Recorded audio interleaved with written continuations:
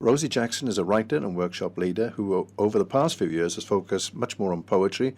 She's won various competitions, including one in Wells Festival 2018. She's published an anthology called The Lightbox.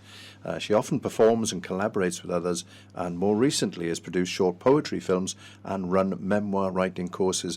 Rosie, how are you? Hi, Alan. I'm fine, thank you. Good. Lovely to talk to you. Now, that's a lot of output poetry-wise. When and why did you turn to poetry as your main focus? Well, I've been interested in writing and literature for a long time. I did my degrees in literature. I taught literature for a long time. But since I moved to Frome, which is 20 years ago, I've turned to poetry. I started going to the Frome Poetry Cafe, and I became interested in performing my work as well as writing it. And it's kind of taken off, really, Alan, since then. I've kind of done, as you say, a couple of volumes, and I really enjoy using poetry in different ways, both not just for myself, but, collaborating with other people and in the community. Is there something in the air in Frome then, Rosie, do you think? Well, it would seem so, wouldn't it? There's so many creative projects in Frome with art and writing and music, and it is very nice to collaborate with other people like that, because creativity can be a very solitary activity, but joining in with others makes it much more alive. And what is it about writing poetry itself then? You talked about the collaboration bit, but what is it about poetry as a form, do you think? It's an interesting question. I don't quite know the answer to that. Before I did poetry, I wrote a couple of novels that never were published, but I realised that poetry can actually do much more in a shorter space of time. I like the finiteness of it. You can sit and write one in a few days. But it seems to distill things, and also it's a beautiful form for emotional work. Mm-hmm. You can get a lot out in a short space of time. I love working with metaphor and imagery. So I think it's just a very expressive form. Do you think it has the power to transform and change things for people? I do. I mean, when I was reading the other day in Shepton Prison, which in a moment I know, but there were several people came up to me and said how various poems had changed their lives when they discovered them. So I think it is a powerful form. I think because it does distill things so beautifully into a strong emotion can be distilled into a very precise form, as in the sonnet or something like that. Yeah. And for you, it almost sounds like it's become a bit of an addiction, writing poetry. I think that's the right word, yes. It's an addiction. I have to have something about poetry every day. I do a lot of writing, I do a lot of reading, and my poems seem to have gone into the world quite successfully. So I think it's become a bit of addiction, yes.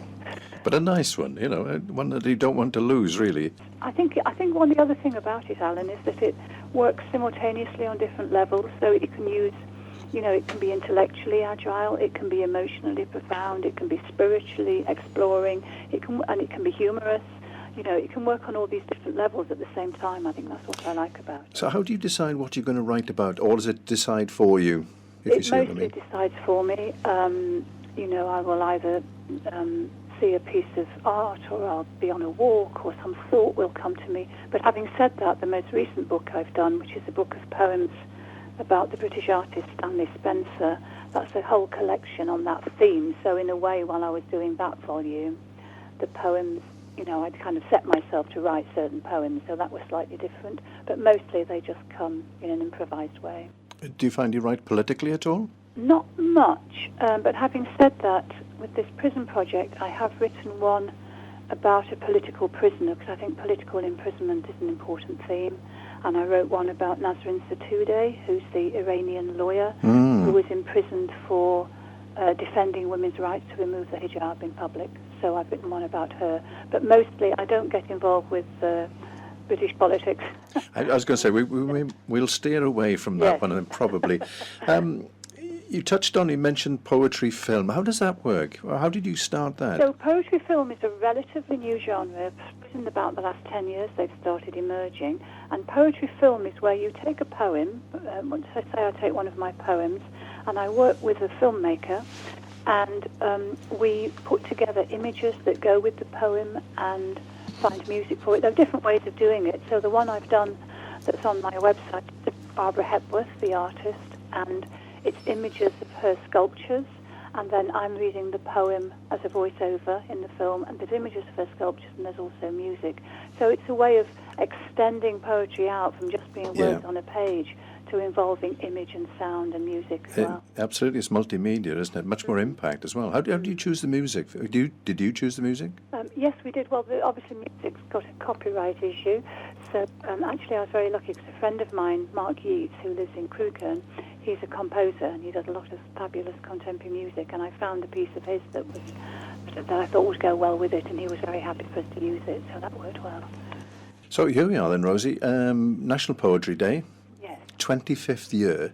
It's wonderful, isn't it? It was set up in 1994 by a man called William Seacart, and it's usually a Thursday towards the end of September or early October every year, and it's to promote the love of poetry nationally. So it's like there's events all over the country that will be promoting poetry. There'll be readings, performances, recordings, all kinds of things. I think it's a fabulous thing. Do you think it has a longer-term impact as well, not just the day, if you see what I mean? Oh, yes, I think so. Well, it's good if it brings poetry to people who don't normally read it so much, by reminding us that poetry is there as a resource and that it's not this kind of precious thing that's very, very locked away in a tower or library, but that it's something that is accessible, is there for ordinary people every day of the week. You know, there's so many poems now. It's interesting, actually, Alan, that there's been such a resurgence of poetry in the last 20 years or so. I mean, poetry's kind of bubbling up everywhere in the community, and it's a really interesting form. Is it a form of escapism or protest, or it's just free expression? I don't think it's a form of escapism at all. I don't. I think it's a form of getting to know ourselves better, sharing experience in words, and putting it into a form that means something to other people. Well, you're not going to be escaping on National Poetry Day, are you, this year? No, we've got a big event. This is a project in Shepton Prison set up by two artists called Fiona Campbell and Luminara Starr, who are local to the area, and they wanted to involve other artists in responding to the prison as a space, and all that's gone on there. So the prison closed down in 2013, and since then it's been available for tours, and we've turned the B wing of the prison into an art space, which is a fantastic notion of turning a prison into a space for art. And there are various installations and events in there this over Somerset Arts Week, which is last week and this week. And I decided as the poet on the job that I would like to do something big for National Poetry Day. So I invited 17 other poets besides myself who I know from the area. So they're from Glastonbury, Wells, Frome, Bristol, Bath, and I know they're all excellent poets. And I invited them all to write a poem on the theme of imprisonment, and they all came up with poems.